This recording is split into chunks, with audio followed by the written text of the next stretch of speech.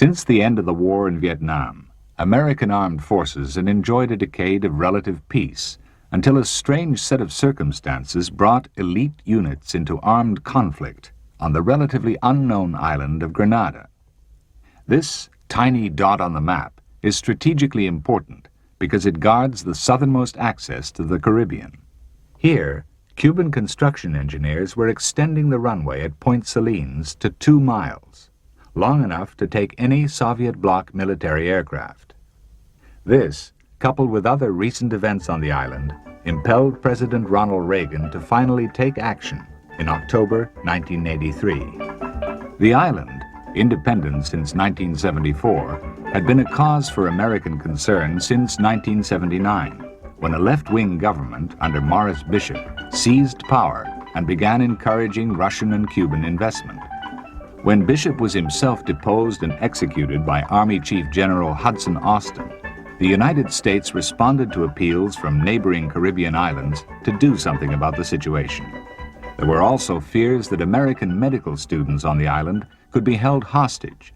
A combined airborne and amphibious assault, codenamed Urgent Fury, was laid on, involving the U.S. 75th Ranger Regiment, 82nd Airborne Division, and 22nd Marine Amphibious Unit, flagship of the task force being the helicopter assault ship USS Guam. A primary task was the rescue of the Governor General, Sir Paul Scoon, from his residence outside the capital, St. George's. This was entrusted to a select Sea, Air, Land, or SEAL team, who preceded the main assault at dawn on Tuesday the 25th of October.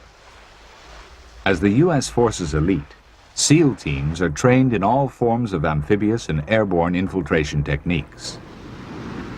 Even as the SEALs set off on their mission, 400 Marines from the 22nd MAU began embarking in their choppers from the USS Guam to secure Pearls Airport near the eastern tip of the island.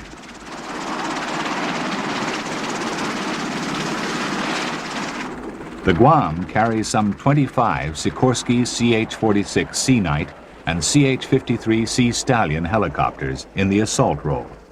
Throughout the early stages of the campaign, official military cameramen using handheld video equipment covered many of the important actions. As it turned out, the 50 caliber machine guns in the Sea Knights were hardly needed.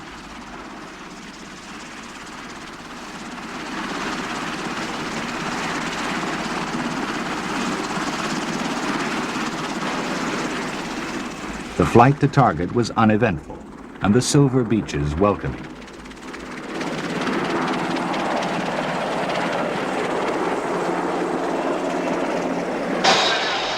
Although one helicopter was hit by light anti-aircraft fire and had to be abandoned, ground resistance was weak, and the remainder landed safely at 0536 hours.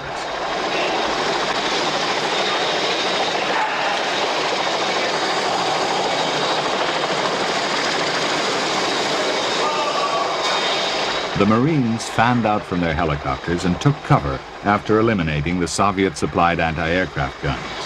But they looked in vain for organized opposition from the Grenadian regulars guarding the airfield. The tougher Cuban troops on the island were concentrated at Point Salines. Once Pearls Airport was firmly in their hands, the Leathernecks sent patrols into the surrounding countryside, closely supported from overhead by their Sea Knight helicopters, which would converge rapidly to lay down fire on any resistant stronghold.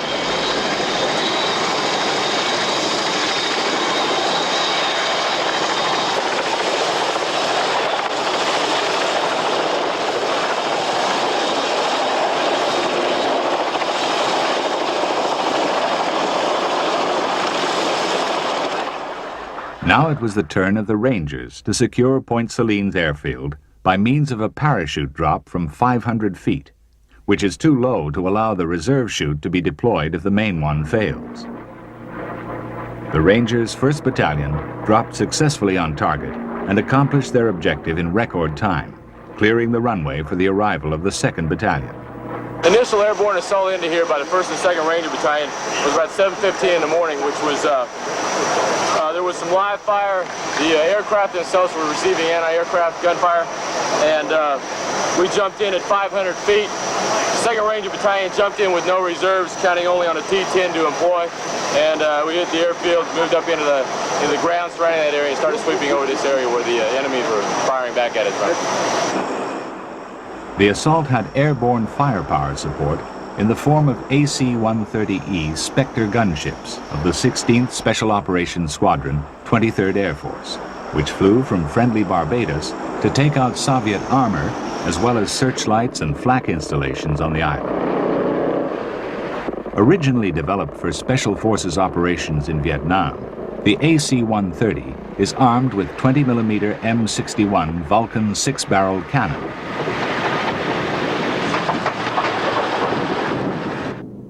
And carries sophisticated low-light television and infrared scanning equipment.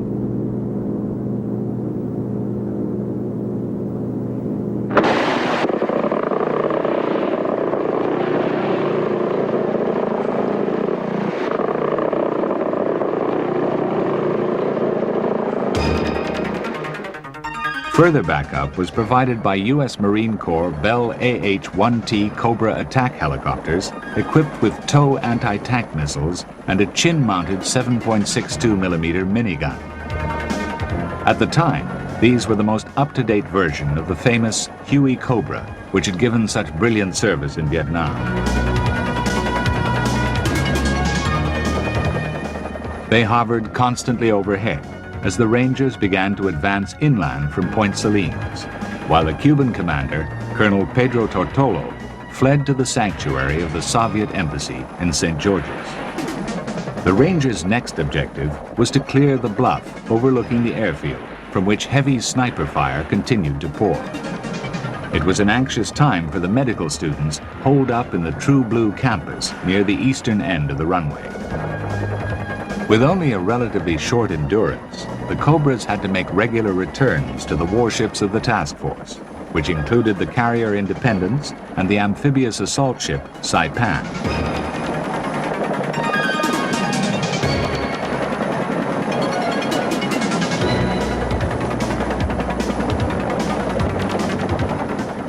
The helicopters did not escape entirely unscathed, though, and several had to be hosed down to prevent fires breaking out as a result of anti-aircraft hits. Here, a Sikorsky UH-60 Black Hawk general-purpose assault helicopter has its starboard engine cooled down.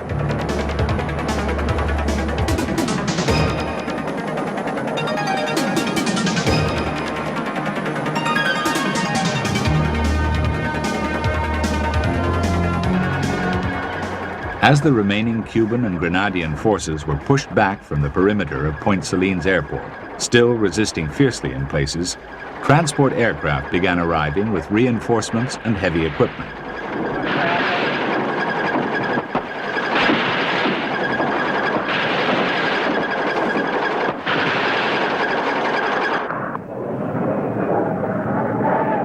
Both C-141 Starlifter and C-130 Hercules transports were used in this phase, some of them flown by Air National Guard crews.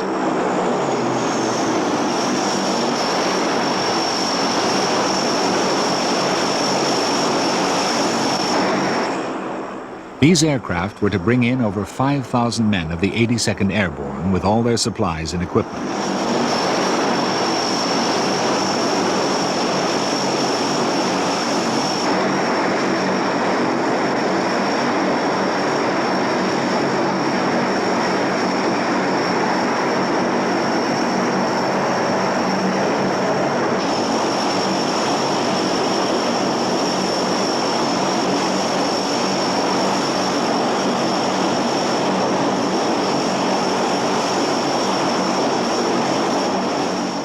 The 82nd's jeeps, armed with machine guns, would provide heavy fire support.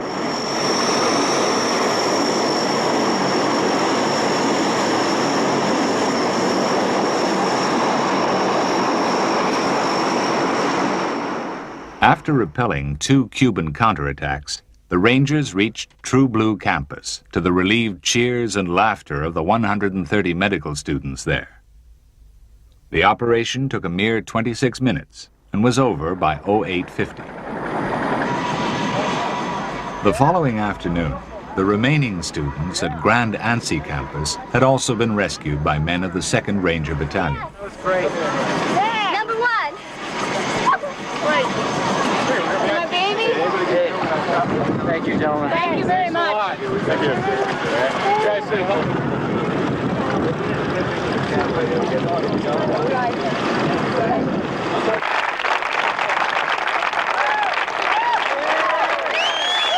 We're down here glad to see you all, as I hope you are to see us. General?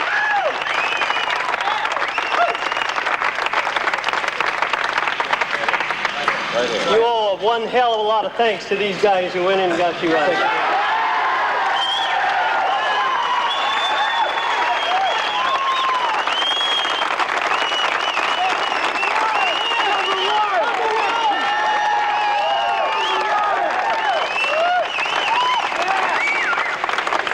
Why don't you address them? I think they'd love Yeah, if I can have your attention just a minute, please.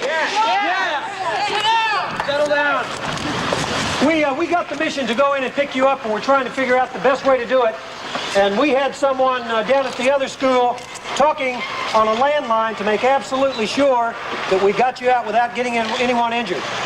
We were going to go in at 1500, and we had to put it off because we had to shoot a preparation over in the Cuban area. Who's the guy who talked to us on the telephone? Okay, great. Oh, him, that way. No, I mean the guy down there. Okay, so what we did, they flew the helicopters in off an aircraft carrier, and in a very, very short order, we put the operation together, coordinated the fire support, and thank goodness we were able to put 130 Rangers out of the 2nd Ranger Battalion in Fort Lewis, Washington, on the beach for you.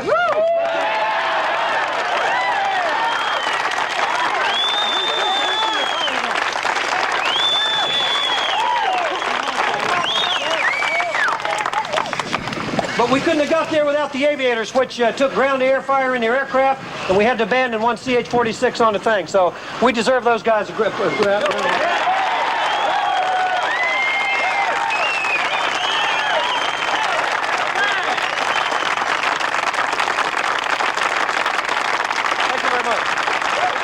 After a brief address by Lieutenant Colonel Ralph Hagler, the medics were evacuated by helicopter. Ted Morse, Brian Salter, Herb Moeller, Dave Briscoe, Canadian Embassy, United States Embassy.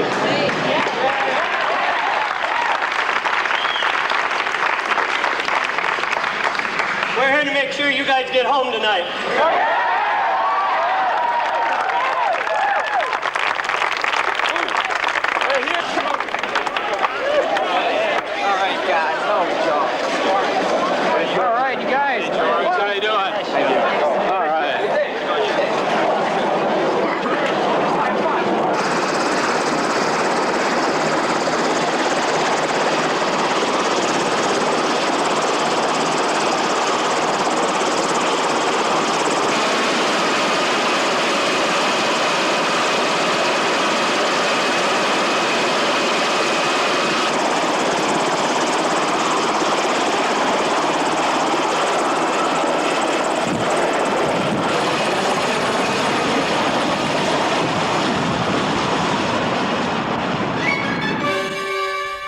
Reinforcements continued to build up.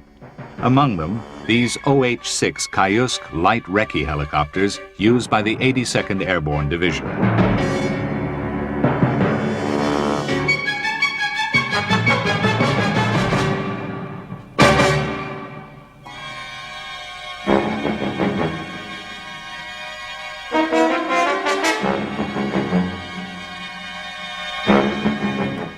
Cuban prisoners, many of them blindfolded, were kept under guard by alert Rangers, armed with M16 rifles and M60 machine guns.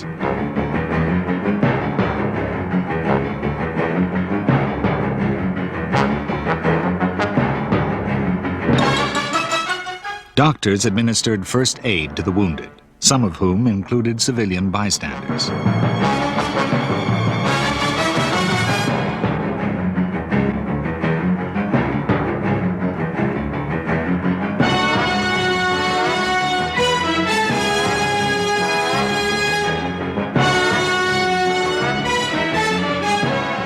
members of the 1,000-strong regular Grenadian army and the local militia were carefully segregated from the Cubans.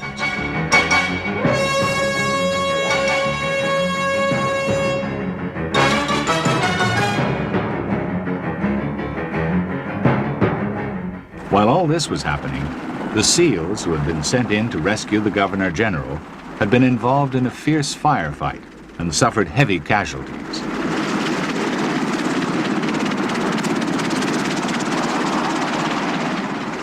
Two helicopter gunships which had attempted to support them had been shot down, but Marine reinforcements flown in by CH-53 Sea Stallions began to arrive.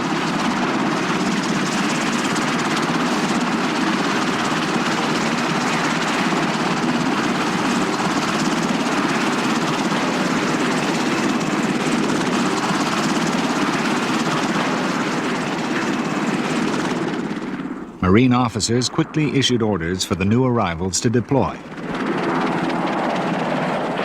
Caution still had to be exercised because of the danger of lone snipers. Despite the dangers, the Sea Stallions continued to shuttle between the ships and shore, bringing in ammunition and evacuating the wounded.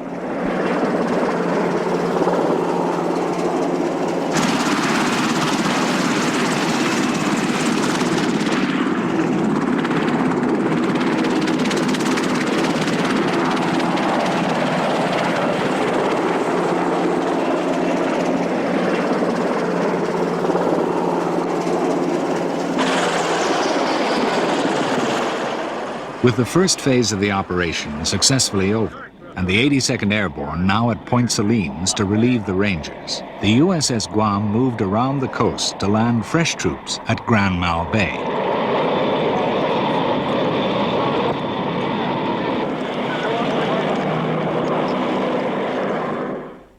At first light on Wednesday morning, the Marines at Pearls Airport were also flown by helicopter to take part in removing the remaining pockets of resistance in and around St. George's.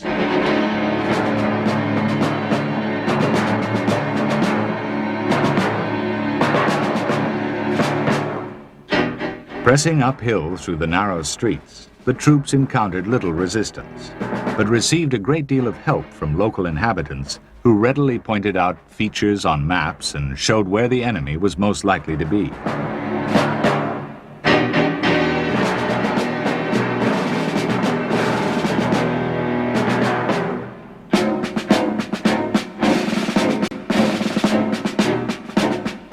Throughout the 3 days of the campaign, the sound of helicopter rotors was never far away, as troops were deposited quickly and accurately to seize tactical targets.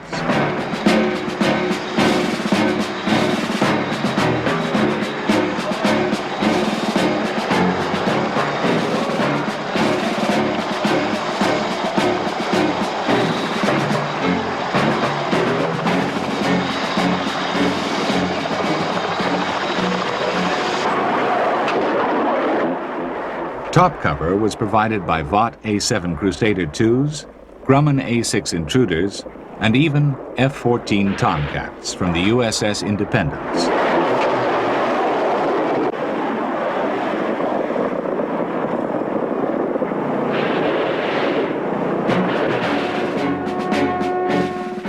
On the ground, the Rangers, Marines, and airborne forces advanced carefully, leaving few stones unturned.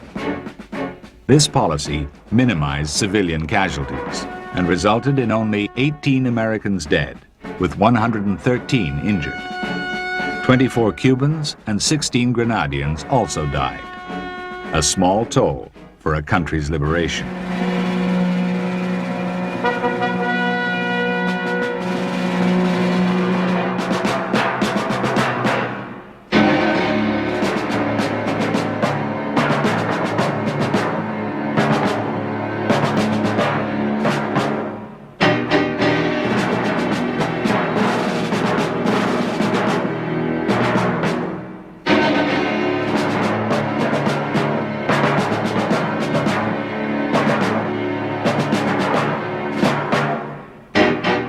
Superior communications allowed the U.S. forces to locate and concentrate firepower against enemy pockets of resistance.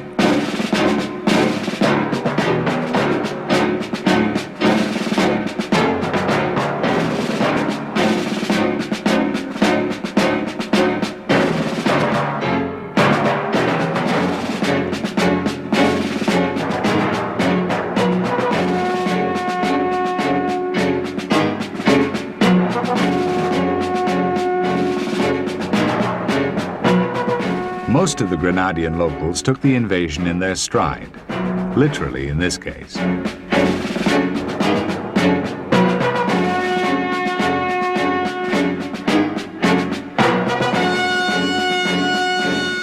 Although streets were cleared when the machine guns appeared, watching a small piece of history being made had an obvious fascination for many people.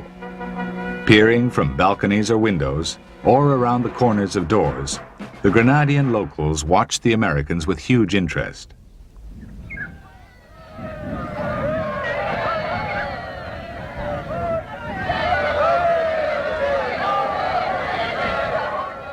In many places, the welcome was rapturous, and plenty of people were surprised at the number of black faces among the troopers. Cuban propaganda had not led them to expect white Americans taking orders from black officers.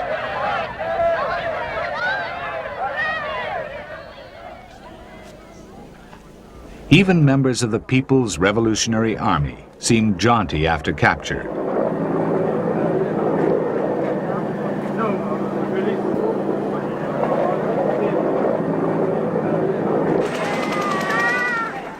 While the children thought it was all a wonderful adventure, of course.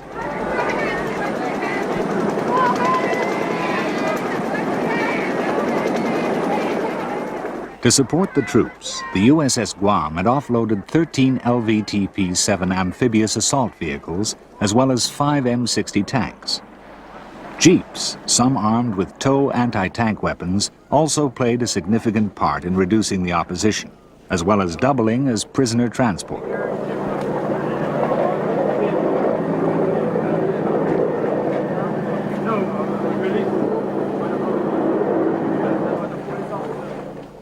A wide variety of Eastern Bloc and Cuban arms was captured, including this 82mm B-10 recoilless gun.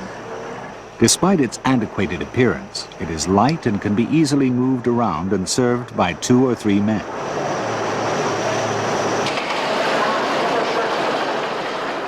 The Zu-23 twin-barreled anti-aircraft gun is a favored weapon throughout the Warsaw Pact, and if competently manned, is lethal against low-flying aircraft.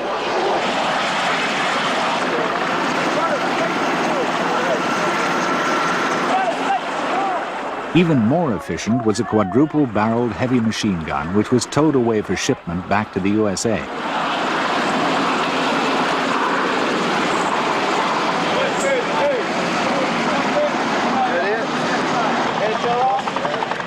Large stocks of ammunition and small arms were also captured. These included the efficient AK-47 assault rifle. Cobras remained alert, even while the ground forces were eliminating the last pockets of resistance.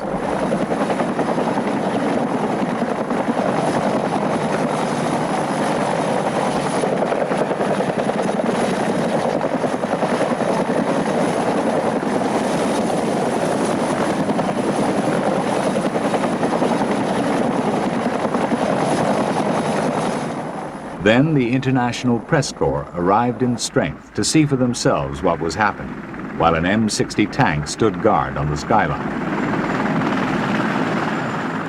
The CO of the 22nd Marine Amphibious Unit, Lieutenant Colonel Ray Smith, made his point forcefully in an unofficial briefing. Before you ask me a question, I'd like to give you a couple of suggestions. Now, you can do what you want to do. The people around here, though, are the story, in my view. The last, however many days it's been, since Tuesday morning, within 20 minutes after we landed, I personally landed, within 20 minutes after I personally landed, and I've Pearl airfield, up north, on the north side of the island, I had many of these people coming up telling me how glad they were we finally came. Now, that's not what I've heard around elsewhere, but I'm telling you, everywhere we've gone, I've got people telling me, God, I'm glad to see you. Finally, it's happened. I've been waiting for 4 years for this, and I'll guarantee you, I please ask you, go out there and ask them. They're standing around there now. And if you find one that don't say that, I'll be surprised. Basically, let me give you an example of why they were glad. I asked people up at Pearls when I first got here, within 2 hours after we landed, I asked a couple of the civilians that came up to talk to me, how were we going to tell the communists and the People's Revolutionary Army soldiers from the militiamen and the civilians? And they told me, look for the brand new big cars. Now, that's their statement. Look for the brand new big cars. Those are the communists.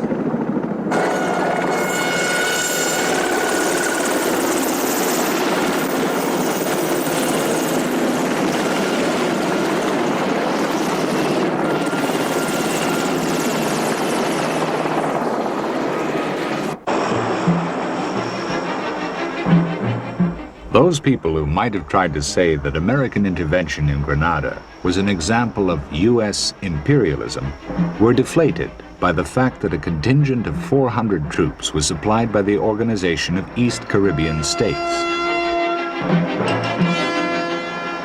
This included men from Barbados, Jamaica, Dominica, St. Kitts, Antigua, and St. Vincent, who would remain as a peacekeeping force when the Americans withdrew.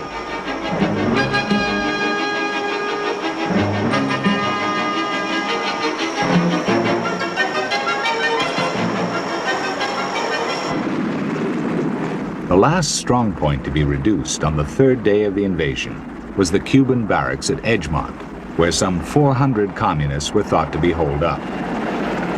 First, men of the 82nd Airborne surrounded the compound. Then, the Rangers' 2nd Battalion flew into the attack in UH-60 Blackhawks. Unfortunately, 3 helicopters crashed, causing 3 fatalities and 15 injured, while the barracks were actually found to be virtually deserted.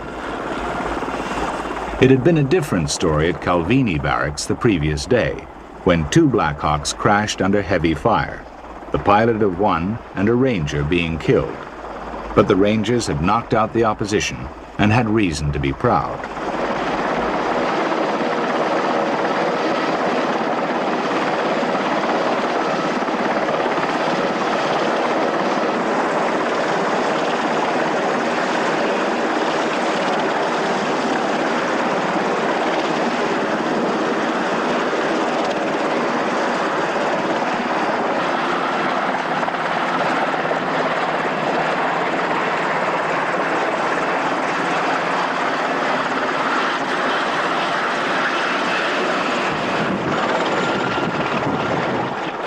Then it was time to relax, time to take off combat kit and prepare for the flight home.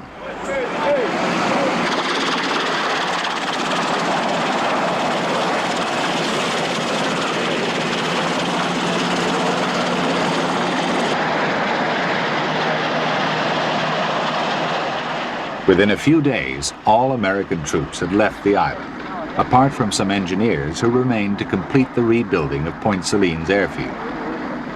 The operation had proved America's rapid deployment capability and restored democracy to the Southern Caribbean. That's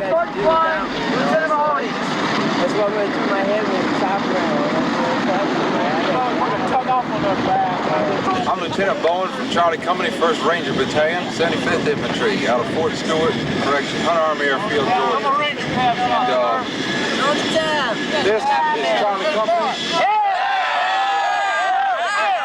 These are the men who did all the work, and real proud of them. They did a real fine job, ready to go home now, and our company had no casualties, no one got hurt even, and we're real happy to be going home. In fact, right there, we hope to be boarding very quickly.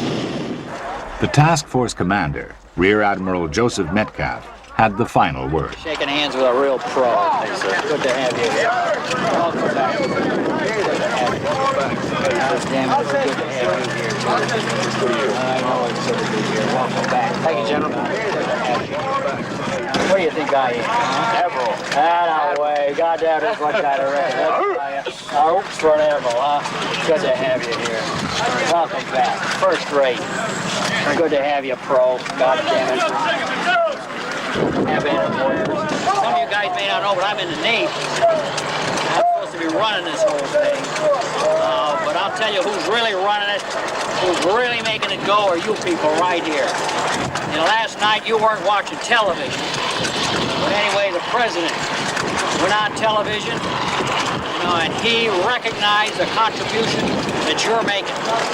He recognized you guys down here in Grenada.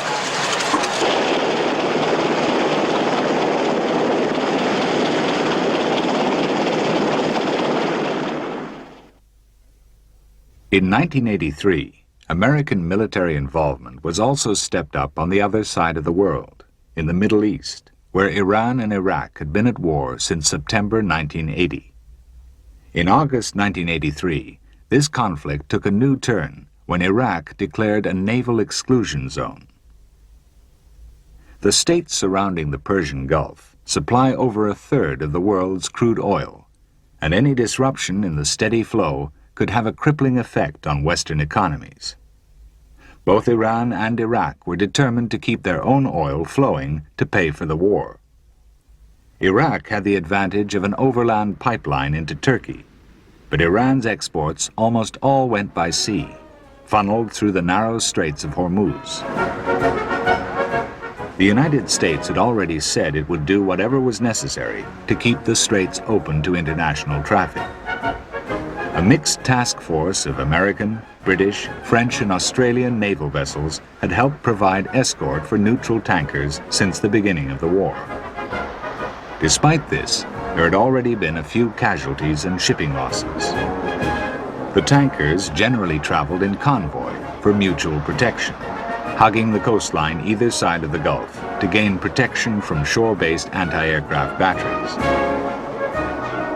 Helicopters were used extensively as decoys against hostile missiles, using their speed and maneuverability to escape being hit at the last moment.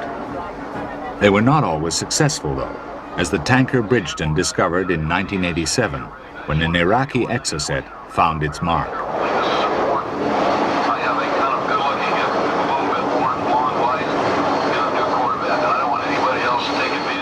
Extra protection was provided mainly by U.S. warships, operating in rotation from both the Atlantic and the Pacific.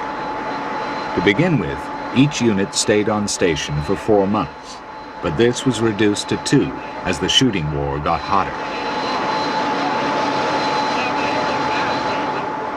After France supplied Iraq with long-range Super Étendard naval strike aircraft and Exocet missiles, Iran responded by threatening to close the Straits of Hormuz. In 1986, they installed Chinese Silkworm anti-ship missiles around Bandar Abbas Air Base. On board U.S. warships in the Gulf, crews were almost permanently at action stations. Any more? Bearing range. After 35 minutes. One of the principal weapons deployed was the Stinger man-portable anti-aircraft missile.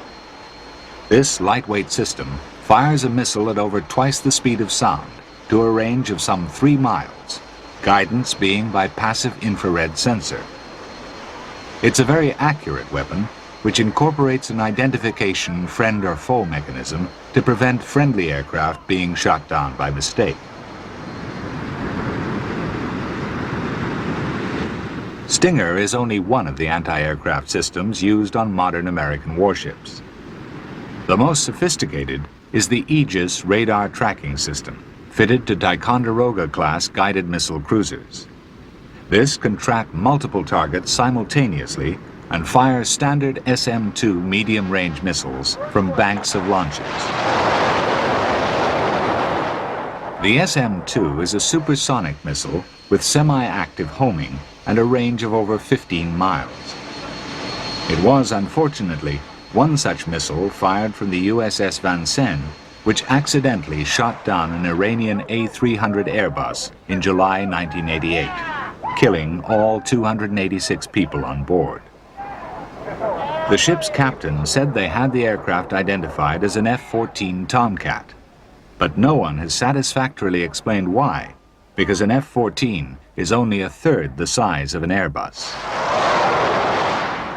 As a purely defensive measure, U.S. warships can also dispense chaff to confuse the radar guidance on some forms of missile. A number of merchant ships were fitted with similar systems as the war dragged on. One of the most potent weapons deployed in the Gulf War was the French Exocet, fired from Iraqi Mirages, Super Étendards, and Frelon helicopters. The AM-39 is a radar-guided, solid-fueled missile, which drops rapidly to wavetop height after launch to help prevent detection. Flying just below the speed of sound, it has a range of over 40 miles and a 364-pound warhead, which had already proved its destructiveness in the Falklands War.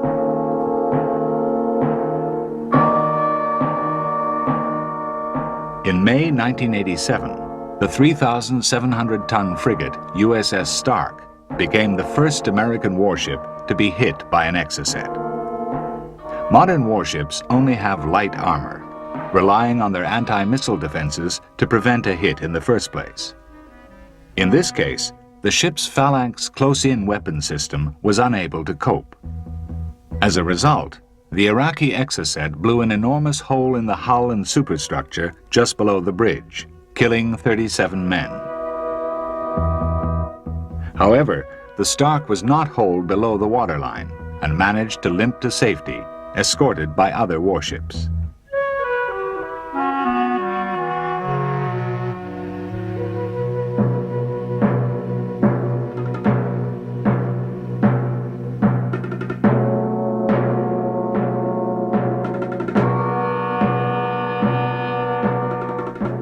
Clearing up the damage and preparing the bodies for burial was still a heartbreaking task for men who thought they were helping to keep world peace. Ironically, although 274 ships of different nationalities were attacked by Iraqi Exocets and Iranian Maverick missiles during 1987 alone, with 64 deaths, the lumbering tankers suffered the least. As well as missiles, mines were also a constant danger. During 1987, Iran intensified its mine-laying activities. In September that year, the U.S. Middle East Force flagship La Salle intercepted an Iranian landing craft, the Iran Aja, converted to the mine-laying role. On board were dozens of Mark M08 percussion-fused mines packed with 250 pounds of explosive, preset to lie about 40 feet beneath the surface, where they would do the most damage to a tanker. The mines were not fused, but were otherwise fully warmed up, ready to be laid. The Iranians seemed careless of whose ships suffered.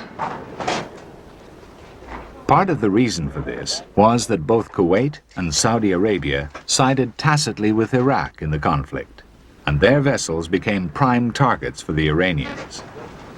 The tankers generally survived attacks from either mines or missiles, though, because of their sheer bulk and carefully compartmented construction.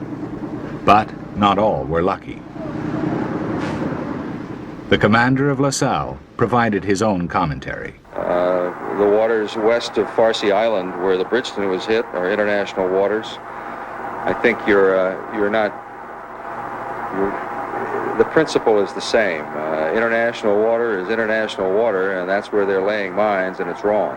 But essentially, it was right under the noses of U.S. forces. Perhaps they were a bit bolder than they should have been. But again, the key here is not to be complacent, to use your forces as well as you can. But it certainly indicates that the Gulf is still not a safe place to sail, but we're here to do a job. U.S. naval forces also became well used to keeping prisoners from sunken Iranian and Iraqi ships under close guard. They were held, individually handcuffed and lying on stretchers in secure places such as helicopter hangars aboard La Salle. Although the United States was not at war with either combatant, despite having crossed swords with both over recent years in the Lebanon and during the Tehran embassy hostage crisis, official U.S. policy throughout the Gulf War was that of an umpire.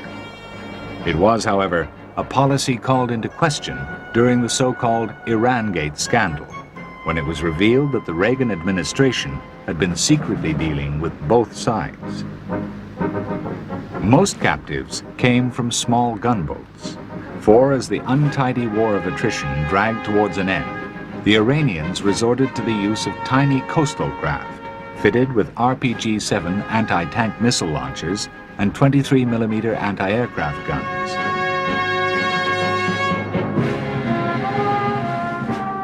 One such boat was discovered drifting abandoned by the crew of the USS Stark sister ship, Reuben James. This was the fourth such craft captured by the American Middle East Force in a single 6-month period. Western navies were not alone in patrolling the Gulf to help prevent the conflict spreading. The Soviet Navy also maintained a presence of about 25 surface ships and submarines throughout the conflict, including Krivat-class patrol vessels. Slightly smaller than the Reuben James and Stark, these are armed with anti-submarine as well as anti-aircraft missiles and 100mm guns.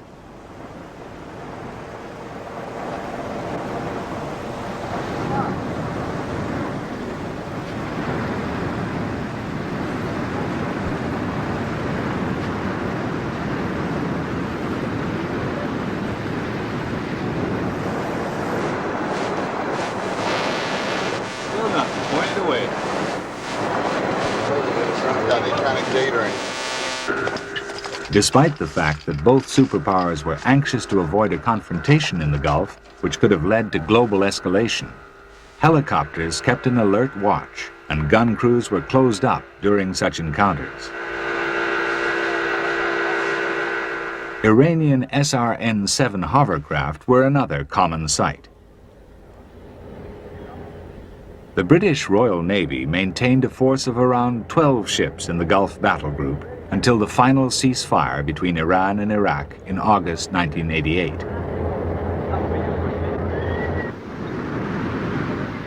Working closely with U.S. warships, one of the greatest contributions made by the Royal Navy was in minesweeping. Frigates and destroyers regularly streamed paravanes on steel wires to cut through the mooring lines of submerged mines and bring them to the surface, where they could be destroyed by machine gun fire. The minesweepers normally operated in threes to clear a channel wide enough for a supertanker. Each vessel in the flotilla following directly behind the paravane trailed by the ship in front to give complete overlap.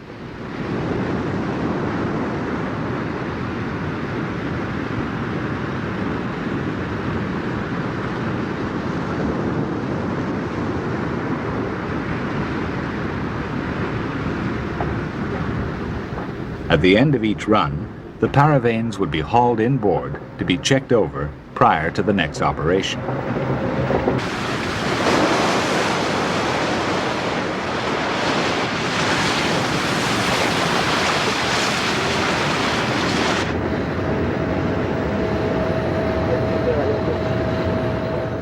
To counter the threat posed by free-floating acoustic or magnetic mines, which cannot be swept by conventional means, the Royal Navy also deployed remote-controlled submersibles.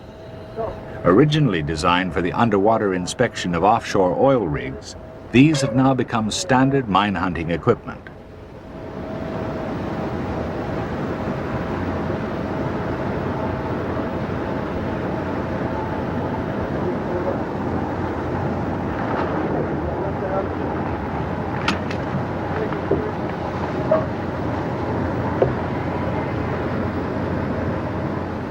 Wire-guided, they are fitted with searchlights and television cameras, as well as active sonar, and patrol directly ahead of the mine-hunting warship.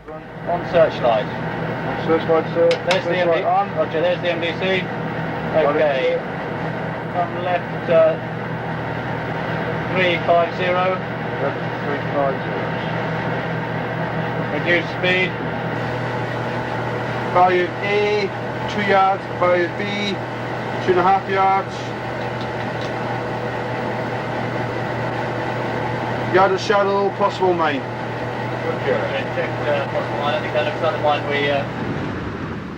After detection, the mines could be destroyed by rapid fire from the 20mm Oerlikon cannon now fitted to most Royal Navy warships. One of the most modern British vessels on the scene was the Type 42 destroyer HMS York, which was only commissioned in 1985. These missile-armed ships are specifically designed for area air defense. While the U.S. Navy continues to maintain a presence in the Gulf, the British warships have now been recalled to other duties. In April 1988, the United States Navy took drastic action in retaliation for the Iranian mine-laying. Since the Karg Island oil terminal had come under repeated Iraqi attack since early in the war, Iran had switched much of its production to the offshore rigs at Sasan and Siri. On the 18th of April, the frigate USS Samuel B. Roberts issued a warning to the crews of both platforms that they were going to be destroyed. After the Iranians evacuated the platforms, sailors from the Roberts boarded them and discovered large numbers of anti-aircraft guns and missiles. The platforms were then destroyed by gunfire, while aircraft from the carrier Enterprise prevented any interference.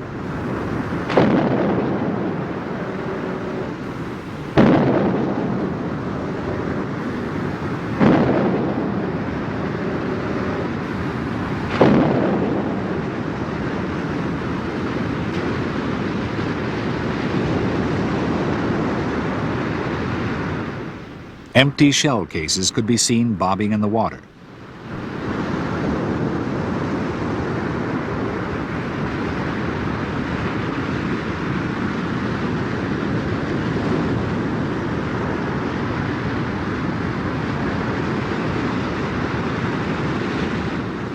The Iranian boats tried foolishly to attack the Roberts and were blown out of the water. President Reagan said, "If they threaten us, they'll pay a price." The Iranians retaliated to the loss of the rigs by sending patrol ships into the Strait of Hormuz in a frontal attack on warships of the Middle East Force. Once their intentions were clear, American frigates engaged them with their 76mm bow guns and sunk them. An Iranian fighter aircraft was also shot down by a Standard missile. General quarters, all hands man your battle stations. This unique footage shows the bridge aboard the USS Vincennes while under attack by a number of Iranian gunboats. It is typical of operations during the Gulf War. During this action, she fired on and destroyed an Iranian Airbus airliner. Iranian Revolutionary Guard patrol boats maneuvering at speed 4 nautical miles northwest of about Sheikh Zayed. Your actions are not in accordance with the rights of innocent passage. Leave Omani territorial waters immediately. Now, Direct contact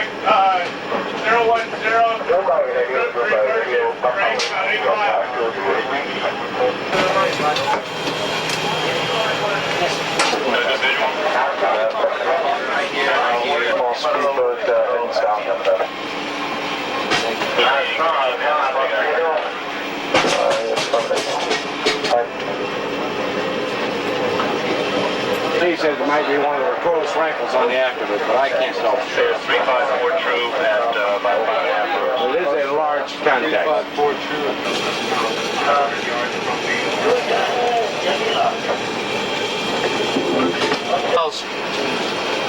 Still inbound. They're coming right.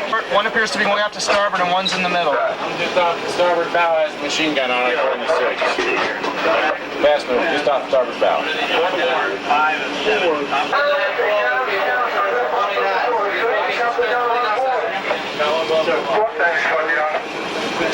350 is inbound. Relative.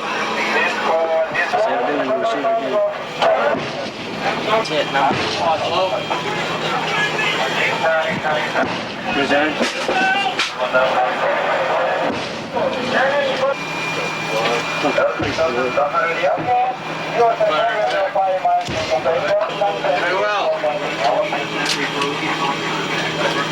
The contact, bring the contact on our port beam.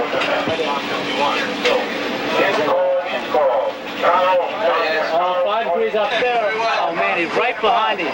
300.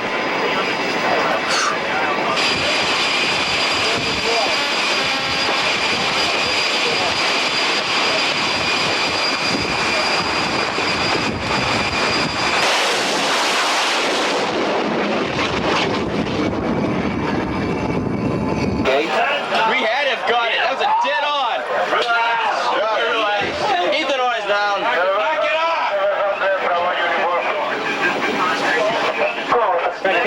Yes. Direct hit. Direct hit. President, hold the ship crossing the Iranian declared war zone line.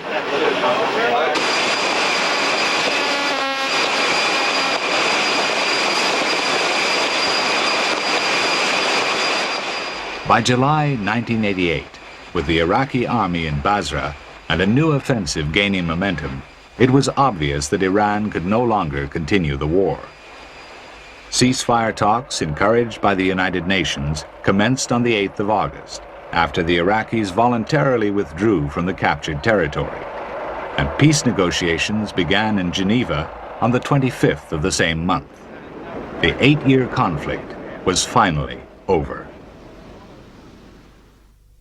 The North African state of Libya is another world trouble spot of grave concern to the United States. Here, the formerly friendly monarchy was overthrown in 1969 by the Islamic fundamentalist leader and political anarchist Muammar Gaddafi. Under Gaddafi, Libya has become a haven for terrorist organizations from all over the world. The U.S. Sixth Fleet in the Mediterranean has been keeping close watch off the Libyan coastline for many years. There have been several clashes between Libyan and American aircraft, notably over the Gulf of Sidra in 1981, when aircraft from the USS Coral Sea splashed 2 Libyan fighters. The principal Libyan combat aircraft are the MiG-23 Flogger, MiG-25 Foxbat, and Su-22 Fitter, plus some French Mirage F-1s and 5s. Then in January 1986, Gaddafi drew a line of death across the Gulf of Sidra, openly challenging the United States to take action in support of international maritime law. From the end of January 1986, A-6 Intruders, A-7 Corsairs, F-14 Tomcats, and F-18 Hornets began flying almost constant combat air patrols from the carriers Coral Sea and Saratoga. The fighters carried a full load of Sparrow and Sidewinder air-to-air missiles at all times and carried out several interceptions of Libyan aircraft which ventured towards the carrier groups. In every case, during this phase of operations, though, the Libyans made no hostile moves and meekly allowed themselves to be turned back inland. In March, reinforced by the USS America battle group, U.S. ships crossed Gaddafi's line of death for the first time. The Libyans responded by sending out Nanuchka-class missile corvettes, one of which was sunk by a Harpoon missile launched from an A-6, and another damaged. In this slow-motion infrared sequence, a missile can be seen leaving the aircraft and hitting one of the Libyan vessels. Now, in response to a new wave of terrorist attacks in Europe, planning began for a major operation to teach the Libyan leader a lesson. On the 14th of April, President Reagan gave the okay for direct action against military barracks, airfields, and terrorist training camps at Tripoli and Benghazi. The U.S. Sixth Fleet would be reinforced by Air Force F-111 strike aircraft flying from bases in the United Kingdom. At RAF Lakenheath, 24 F-111Fs of the 48th Tactical Fighter Wing rolled out of their shelters and began to take off at 1800 hours. They were supported by 4 EF-111 Raven electronic countermeasures aircraft from the 42nd Electronic Combat Squadron at Upper Heyford. Because both France and Spain refused to allow the aircraft to overfly their airspace, The flight path had to be routed over the sea. Meanwhile, the carrier groups also maneuvered into position for their own attacks. The F-111s used in the strike were all armed with the PAVE-TAC weapon system. This is a streamlined pod which rotates out from the aircraft's belly when in use. It contains sophisticated terrain-following radar, as well as infrared and laser target designators, which guide modern smart bombs accurately onto target. The bombs dropped on this mission were 2,000-pound Mark 84 Paveway laser-guided weapons and 500-pound Mark 82 Snake Eyes.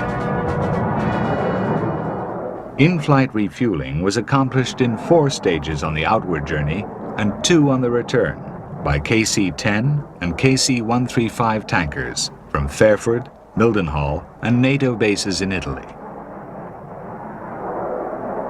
Official Air Force targets in and around Tripoli were the Libyan Frogman HQ at Sidi Bilal, Gaddafi's command post headquarters in the Azizia barracks, and military transports at Tripoli airport.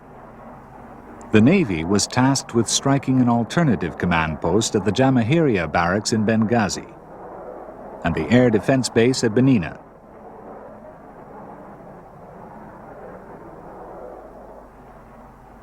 As the F-111s approached their targets, the PAVE-TAC pods were swung out in the terrain-following mode, and the laser designators switched on to warm up.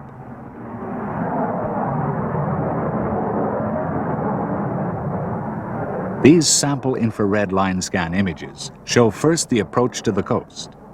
Next is the low-level bombing run on the Azizia barracks.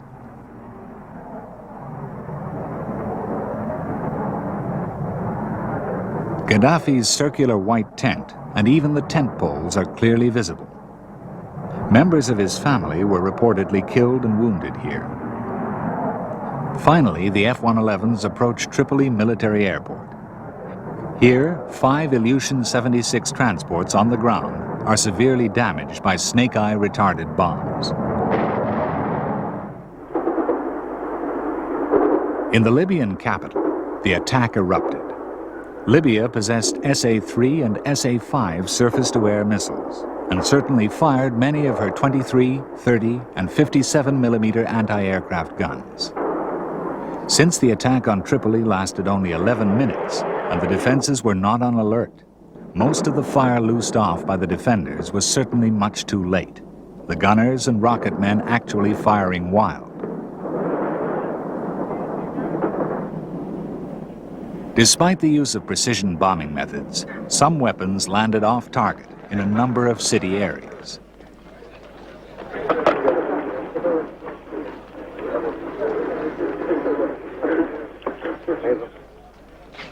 There were civilian casualties, perhaps as many as 300. Hospital wards began to fill up.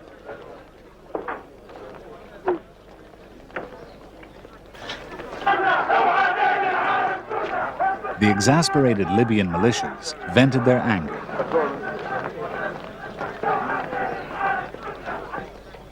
In the Tripoli suburb of Bin Ashur, close to the Libyan National Security Building, the French embassy was hit.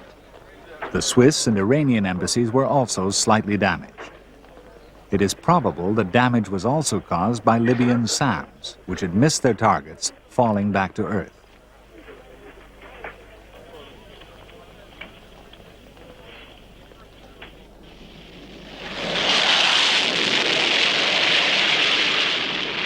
For the attack on Benghazi, the Navy's carriers Coral Sea and America launched 24 A-6 intruders.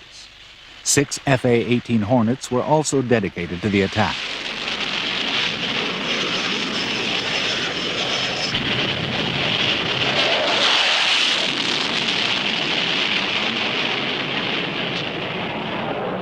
Main strike was provided by the intruders, mostly armed with 750-pound bombs.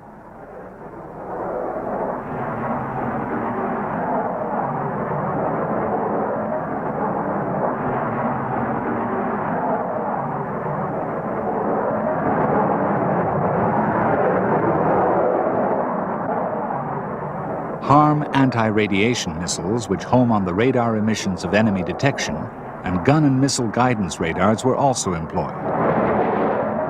And these certainly accounted for a complete missile battery south of Benghazi.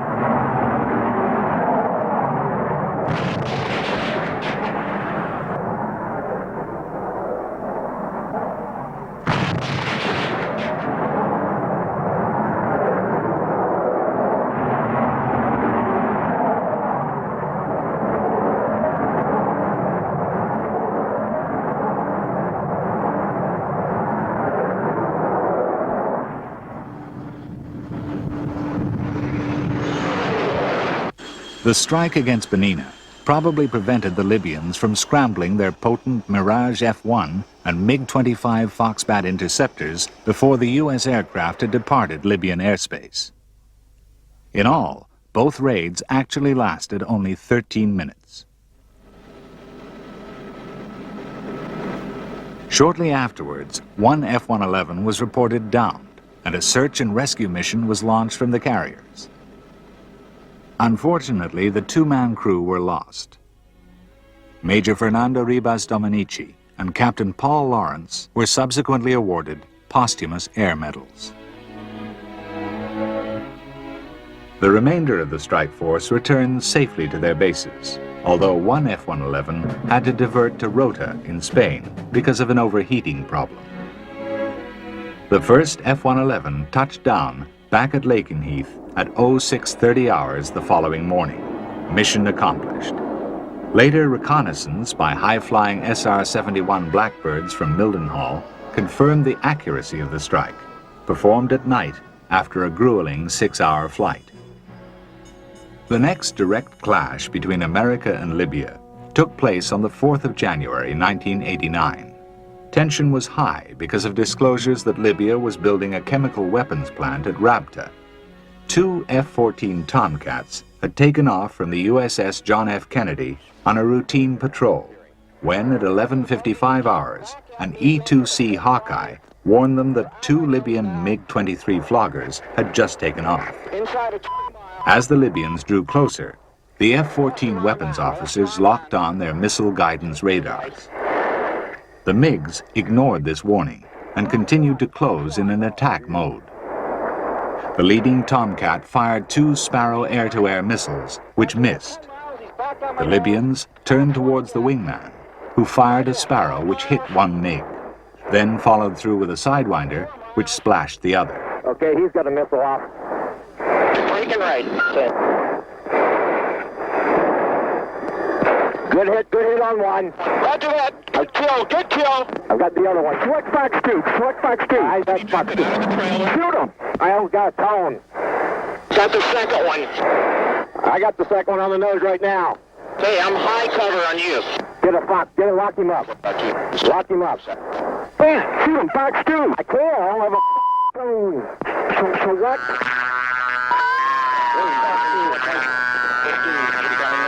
Good kill, good kill.